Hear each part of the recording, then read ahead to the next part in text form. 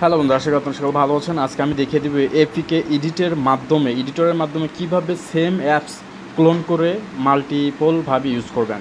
যেমন আপনার একটা অ্যাপস রয়েছে, সেটাকে ক্লোন করে বারবার ব্যবহার করতে চাচ্ছেন, সেটা করার জন্য আপনাকে অবশ্যই এপিকে এডিটর সম্পর্কে জানতে হবে। সো এটা করার জন্য আপনাকে প্রথমে যে কোনো ব্রাউজারে যেতে হবে। যে কোনো ব্রাউজারে যাওয়ার পর কিন্তু আপনাকে এটা ডাউনলোড করে নিতে হবে। সো প্রথমে আমি গুগল ক্রোমে চলে যাব। দেন এখানে যাওয়ার পর কিন্তু আমি লিখবো যে এপিকে এডিটর এটা লিখে ইন্টার করে দেবে। ইন্টার চলে এসেছে।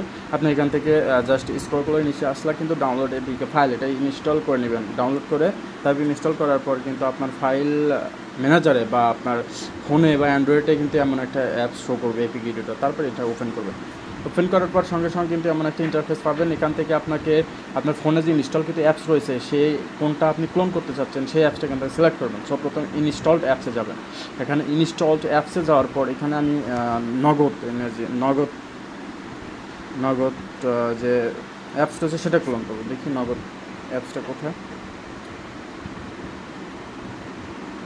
যে নগদ অ্যাপসটা কিন্তু এখানে রয়েছে। এখানে আমরা ক্লিক করার সঙ্গে সঙ্গে full edit, simple edit, common edit, example file. So আমরা কমন এডিটে ক্লিক করবো। কমন এডিটে ক্লিক করার পর এখানে কিন্তু নেম রয়েছে, এখানে নেম দিব ক্লোন, তারপর প্যাকেজ দিব ক্লোন। এগুলো সব কিছু চেঞ্জ করার পর প্যাকেজ নেম এবং অ্যাপ নেম চেঞ্জ করার পর নিচে একটু দেখবেন, তারপরে দেন সেভ করে দেবেন। সেভ করার পর কিন্তু এখানের যে ওয়ার্কিং প্রসিডিউর রয়েছে এটা কিন্তু ওয়ার্কিং চলতেছে। দেন এখন ইনস্টলে ক্লিক করবেন। ইনস্টলে ক্লিক করলে কিন্তু আপনি যে মাত্র ক্লোন করলেন সেই অ্যাপসটা কিন্তু ইনস্টলিংয়ের যে প্রসেস সেটাতে কিন্তু চলে যাচ্ছে, ইনস্টলিং হচ্ছে।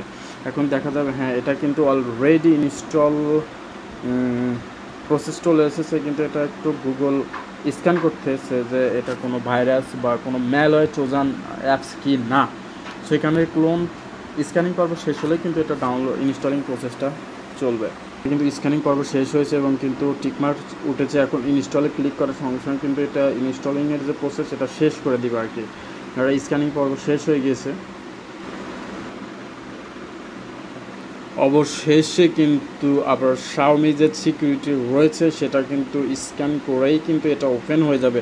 সো দেখতে পাচ্ছেন যে এটা কিন্তু অলরেডি ক্লোন অ্যাপস এবং এটা কিন্তু অলরেডি রান হয়ে গিয়েছে।